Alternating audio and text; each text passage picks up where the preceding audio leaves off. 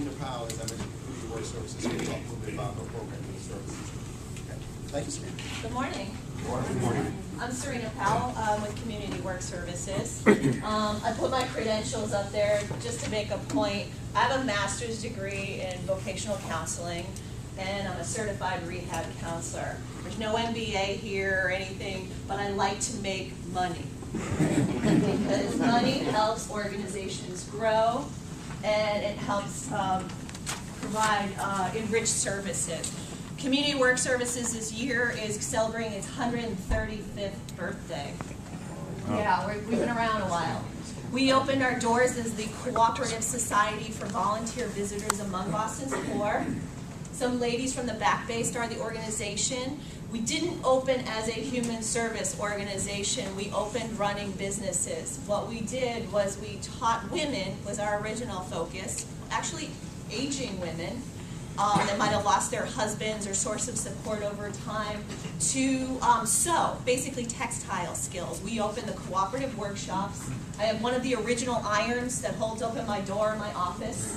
And women could come into our workshops, use those skills, sell their wares, and then, or do that out of their homes, so launching their own businesses. So very entrepreneurial in spirit. We were not a human service agency in those days. Our model, in terms of what we do, we think it's important. Our goal is to fight poverty and end homelessness through job training and employment services. And part of our businesses and social enterprises help to do that. We very much focus on putting people to work and generating resources. We need to put people to work to help us generate resources. We need to generate resources so we can put more people to work. Is why we do what we do. More resources, more and better services. Our goal is to deliver the best employment services in the world. We're a small organization, but we're growing. Generation of resources. We have goals to grow our numbers of the people that we serve, numbers placed in employment, and we're very focused on advancement and retention outcomes.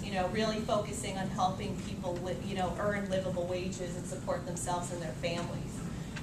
We're very also focused on delivering industry-based programming, things with credentials. I'll get more into that, but also where there's a need in emerging industries. So we like to generate resources so we can pilot new models that might be successful with certain populations. Who do we serve? A lot of people with a lot of challenges. We're not focused on one particular population, but we're able to take our model and replicate that and tailor it to work with a lot of different people. 90% of our folks have some kind of disabling condition, addictions issue, whatever it is. 50% at least are homeless or at risk of homelessness. So folks are one fight away from being kicked out of their living circumstance, one paycheck away from being evicted, that kind of thing. And 60% have some kind of legal barrier that impedes their ability to go to work on their own. What do we specialize in today? Training and staffing for the hospitality industry. We very much are very focused on the hospitality here in Massachusetts, especially in Boston. We work with about 25 different hotels to place people. And then we also do culinary arts training and place people in area restaurants and institutions. We really focus, like I said, credentials, making sure people have something to take to that employer so they can show that they've studied that industry. We focus on technical skills, understanding the background of the industry that they're going to work in, and also soft skills, that etiquette and culture of work and what those kinds of things mean. We also, along with that, continue to run our own businesses. They're real businesses, or social enterprises, whatever you want to call them, in packaging and assembly. I'll get into that. I brought some props. Food service and catering, and property maintenance are our three businesses. What do our businesses do? We have soft skills, classroom-based, everyone's in classes, but the businesses themselves provide important on-the-job training experiences for folks that have not had a lot of work experience. The average age of our homeless people that we work with is usually a male, around 40, 45, has been out of the workforce for 15 years or better. They missed Microsoft. They never used the internet. They're getting their first taste of technology as well as having that experience of going to work. They walk in our door one day, they have a job the next day. It's very transformational. So what do you do? Well, I was homeless, but now I'm a caterer. It's very transformational. Every day, Community Work Services puts about 150 people to work in our different businesses. We have cafes. We run 2 cafeterias, one at CWS for ourselves, our tenants, our program participants, and also at Work Inc., our dear friends, another human service agency. We feed a whole bunch of folks. We operate mailrooms out at Natick Labs for the Army, IRS over at the JFK building. We run their mailroom. We're also into facilities management and facilities maintenance. We do complete facilities management for a couple churches as our new inroads here. The Emmanuel Church, quite a church over on Newbury Street. And Charlestown Navy Yard, we actually have the contract to take care of the entire campus. And as they're opening buildings there, National Park Services is moving in there. And as they open buildings, we go and have more space to clean and take care of. We provide about 450 transitional jobs annually. And they usually average, they're in our businesses for about 1 to 4 months. Some people, it's 30 days, some people it takes a little longer, depending on what their needs and backgrounds are and the types of experience. While they're on the job, our businesses, they're still learning, and these are job training experiences, so there's competency attainment in the different areas. So people, you have to learn how to strip and wax a floor, you have to learn how to use green products, whatever it might be, and they do that along with their actual work in the businesses. Our folks earn minimum wage in our work center where we do our packaging and assembly. Some of our folks earn based on their productivity. And then our businesses generate an annual payroll about $700,000 a year that gets paid out to our program participants. Our businesses overall generate about $1.2, $1.4 million a year. Our social enterprises are 40% of our budget. We don't do a lot of fundraising, private fundraising. We're working on that to grow the organization in new ways, and about 48% comes from our public contracts. I just wanted to, I know folks in the room, to tell you who we do business with. We have a very large mass rehab contract. About 40% of the people we serve, so it's small. A small population from Department of Developmental Services. We work a lot with women transitioning from welfare, and our services are growing. We're starting to do some work with the Department of Public Health. We also have some job training money through the City of Boston and Commonwealth Corporation, and that's industry-based training focusing on folks that need a homeless profile. So people come in our door, and we kind of triage them and figure out what resource we have or could connect them with in doing businesses with those state agencies. Packaging and assembly, we have our work center. We package anything. You got something to package, we do it. About 50% of our business is in dry food packaging. Salad nuggets, if you've ever seen these. Breadcrumbs, anyone eat breadcrumbs? We do a lot of tapioca packaging.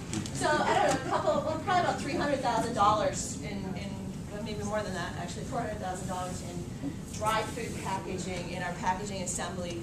So that's about half our business. We do some mailing. We did some fulfillment this year. Well, we do some fulfillment. We did all the holiday cards for Project Bread. We created them and sent them out. We also do some defense work.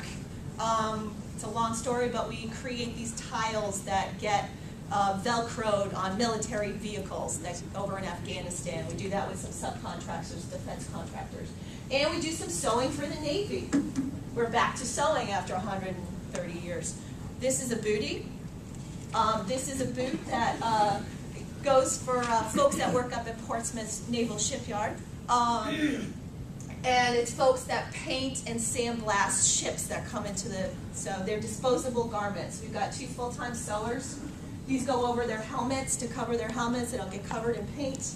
So we have folks employed full-time, 2 of them, that do that sewing in our work center. So the irony is, after 130 years we're doing sewing. We started with women. We have 2 men that are doing our sewing. Food service and catering, we have our culinary arts training center is where this happens. We have 2 tiers of training. One's very high level, credentials, serve safe food management, things you need to manage a cafeteria or run a food service. And one is more learning how to prep food and serve food in more of an institutional setting. We have 2 cafeterias I mentioned, one at Work Inc. We do catering. We've done cocktail parties for up to 150 people. These are kind of high-end things. I've had them cater baby showers and stuff like that, which is fantastic. Really good cupcakes. We did our first bat mitzvah in November, I believe it was, which is kind of exciting. Every year we do holiday baked goods, pies, cakes, that kind of thing for Thanksgiving, as well as around the holidays. We have something called a community table. We've been making so much food that we needed more mouths to feed. So we invited the seniors from the North End and the West End where we're located. They come in for a free lunch on Tuesdays and Thursdays. So the folks in our program, they get a sense that they're not the only folks in need in the community. So this is a way they can also help other people. We have our Learn to Cook series coming up. This is going to be our chef and our program participants teaching folks from different corporations how to cook, like a little make dinner for your sweetie on Valentine's Day kind of thing. So we're going to have groups come in to learn that. And for Valentine's Day, we're doing a cookie bouquet promotion, sugar cookies. We make delicious chocolate macaroons. They're all heart-shaped and look like a bouquet of flowers. And actually, Mass Lodging just hired us to do cookie bouquets for their Stars of the Industry event that's coming up. So we're doing all the centerpieces for this big industry, everyone in the hospitality industry, and there are all these stars, and it's going to look really pretty. Property maintenance, I mentioned that, total facility management of some churches. We do office cleaning, floor care and carpet care, mailrooms operation. We use, people get certified in using green products and eco-friendly products as they come through the program. So we have a whole bunch of different commercial as well as government properties that we clean and take care of. One of the things we also consider a business is our human services, our staffing solutions for the hospitality industry. People come in, they get credentials from American Hotel and Lodging Association, they get credentials from ServSafe, we screen folks. This is something that we offer to our employer partners. Important in there is also us delivering follow-up and retention services. So our graduates are successful, not only for their own success and advancement, but also the employer satisfied with hiring our people. We have a business advisory council made up of hotels and restaurants in Boston, and we're all very focused on that. Our folks have a lot of challenges, as I'm sure the people that you serve, and it's been my experience that 10-week job training doesn't cure 20 years of homelessness. People need long-term supports to be successful. Resources equals support. That the $1 million+ that we generate, or the 40%, help us support things that we might not get paid for otherwise. We dedicate ourselves to 2 years post-placement. So people, certain contracts we have, it goes 90 days, might be 6 months, and things drop off. Can't cure 20 years of homelessness with 6 months of follow-up. These people need long-term support so they keep moving towards advancement. We coach them in those things. We have retention and advancement services. We have folks come back for graduate luncheons and banquets to celebrate their successes and share their experiences. This is what we use the additional resources for. Bus passes, that first month of work, going to work. No one's going to give you money for bus passes. We generate that ourselves. Clothing, our folks need attire for work that's appropriate. Housing support. Sometimes people need to pay off some kind of bill or they're going to get themselves in trouble with their landlord. So it might be an electric bill or something like that. These are resources that we use. To help our folks in using these resources that we generated, we also hire an attorney. We have an attorney that comes on site a couple times a week to do consultations with our folks that have criminal records. So they look at their records, give feedback. We've had folks seal their criminal records, that kind of thing, that ultimately makes them more employable. There's no one that's going to pay for that service unless you do it yourself. Same thing, we have an ex-offender support group. 60% of our folks have some kind of criminal challenge, or excuse me, that sounds horrible, legal challenge. So that is community work services and businesses. Customers, we have real customers. These aren't made up businesses. I don't know if you guys can see that. The U.S. Navy, Panorama Foods are the folks. Boston Medical Center uses our catering. The Boston Foundation, Texas Global Associates, State Street, you do some catering for them. Mentioned the churches and the Navy do some cleaning. And there's some of our employers, the hotels, the Charles Hotel, Fairmont, Hotel Veritas. We do some placements in retail. We had some recent food service at Red Bones, Ashburton Cafe, Paparazzi, and that would be us. So thank you. That's Community Work Services. I don't know if there's questions.